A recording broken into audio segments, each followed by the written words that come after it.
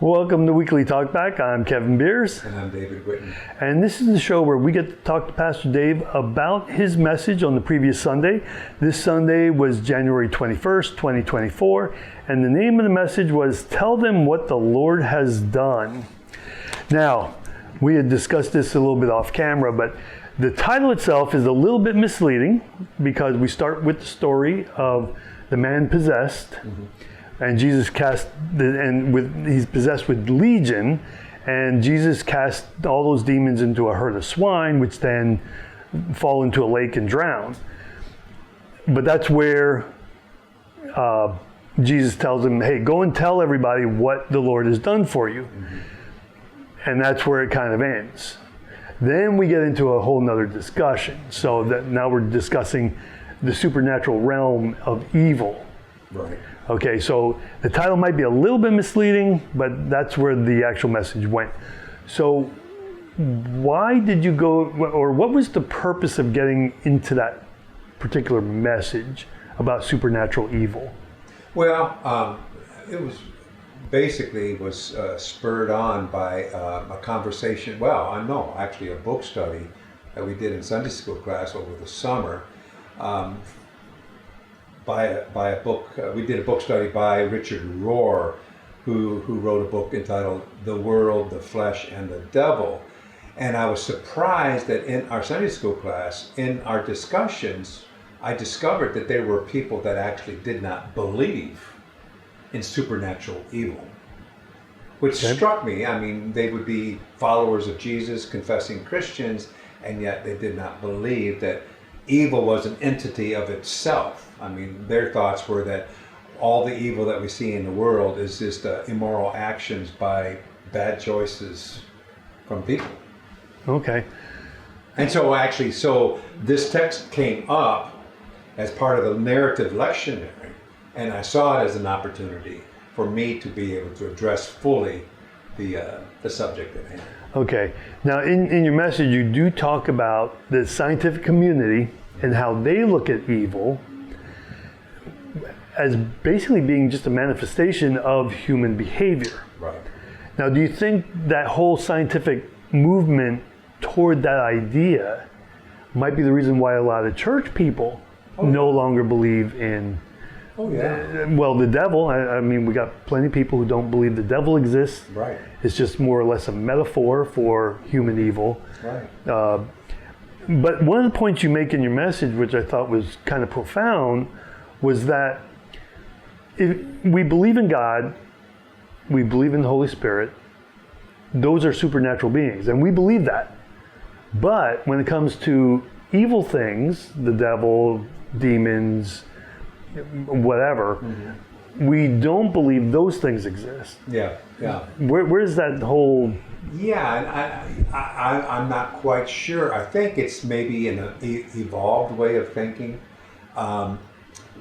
We Christians believe in a supernatural God, but we're less prone to believe in supernatural beings outside of God, angels, the devil, so on and so forth.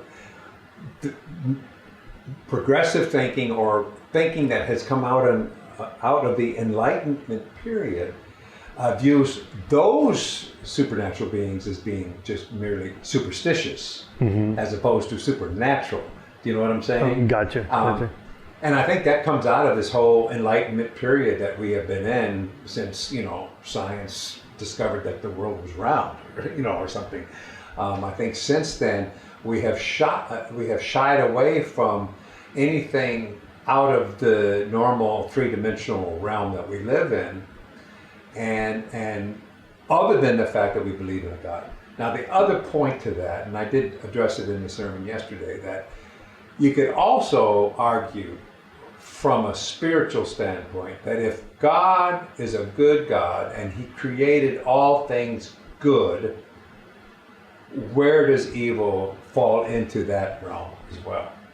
Mm-hmm. That's where maybe perhaps people would say, well, that accounts for then poor decision making on human beings, that evil comes out of just, Right. So the argument of free will. Now, the other thing you point out in your message, and I don't know where the scriptural reference came from, But you said that the heavenly hosts, which included Lucifer, also have free will. Now, if they have free will too, and Lucifer wanted to be God, now maybe I'm taking this from a movie somewhere, but my understanding of Lucifer wanted to be God, and that's where he fell, because he tried to replace God with himself, and then as you say in your message, Jesus says, "I saw Satan fall from heaven to the earth like lightning." Right. So that's where, that like I see so many church people who will read that and just everything is metaphorical rather than could it not be literal, and that sort of thing. Yeah, I mean, words certainly limit the reality of actual things. So when it says, "I saw Satan fall," when Jesus says, "I saw Satan fall from heaven like lightning," in a spiritual world, do we see heaven? Do we see falling, physically falling vertically? Do we see lightning? Those sorts of things. So I think the authors are just trying, and Jesus here is trying to use words to convey something that is certainly way beyond words. The whole free will thing with angels, I got that from the letter to Jude, and it says, "I remind you of the angels who did not stay within the limits of authority." Okay. So meaning that they had the freedom to not follow the authority of God if they so choose. Right. And they exercise that, obviously. Because when Satan fell, again, don't know if it's come from a movie or directly from the Bible, but others followed. Jude says that there were others that followed. And they followed Satan into that behavior or that decision to go outside of the authority they were given. Right, and same with the Job passage. It said, God asked Satan, "Where have you been?" And Satan says, "I've been wandering around the earth."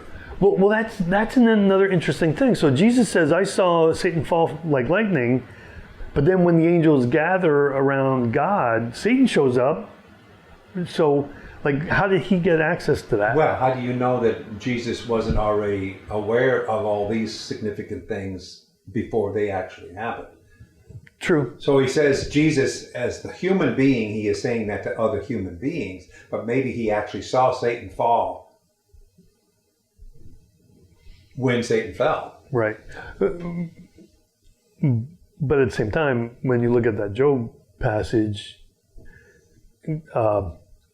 Satan was already challenging God at that point, so that had to happen before Job was even. Well, do we know that for sure? I mean, could Satan have fallen from heaven and a little while later knock on the door and come on in and then God asked Satan, "What you been up to these days? Since the last time I kicked you out of here." It could be any one of those, I guess. The one thing I will say about the whole devil, Satan, Lucifer, falling from heaven and all that, the Bible really has not a lot of evidence to really work with when you're talking about supernatural evil. It's there, and people speak about it, but people don't explain it. The Bible doesn't explain it to our satisfaction. Okay. Well, the thing is, so I may have heard this said too. The Bible is not meant to prove God's existence because the Bible is written with the assumption God exists. That's true. So it could be the same thing. Even people looking around, the writers of the Bible look around. They see evil. They know it exists. There's no need to explain it. It just exists. Yeah. We understand that. It's a part of their fabric, their worldview. Right. So I think, there's a lot of things in the Bible that they just exist, and therefore it's part of the fabric of the stories. One being, I've heard people say, well, the Bible condones slavery. No, it doesn't. It acknowledges slavery because it existed That's right. at that time. That's right. Well, it's always existed, but it existed at that time. So it isn't a promotion or a It's not condoning. it's not condoning it. It's just acknowledging that it exists. Right. That sort of thing. So it's very likely the same thing with evil. But actually, we don't hear a lot about what life is like after we die. That's another thing that the Bible doesn't have a lot of evidence there. Right. Explaining. It doesn't say a lot. I mean, Revelation is the closest we get, and But that's more of end times. That's not so much about when we personally die. That's more about right. But a description of what heaven looks like, and yet John can't even describe it.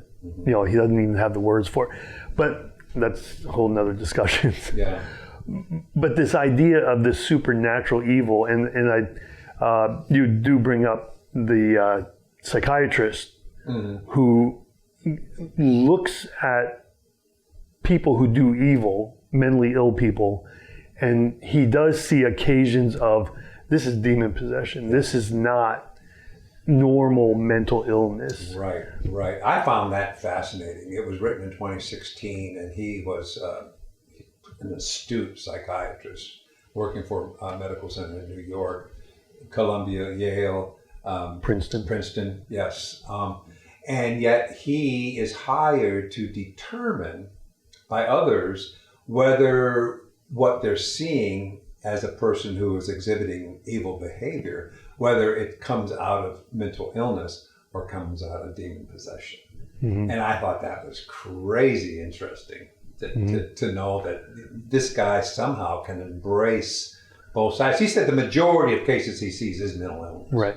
But he says there's ever so few that come along that he cannot address it any other way than that person is demon possessed. And by the way, yesterday we have a retired gentleman in our congregation who was a homicidal profiler. And I asked him, I said, do you believe in supernatural evil? And he said, I've seen supernatural evil face to face of all the years that he has, done his work. So that was striking. Okay. Yeah. All right. Well, we want to know what you think about this, so put it down in the comments. If you did not hear the original message, I'll link it down in the description. You can go listen to the entire message. Really get a flavor. There's a lot of good material in there, definitely for your edification. But leave us a comment, let us know what you think, and we'll see you next week. Be blessed.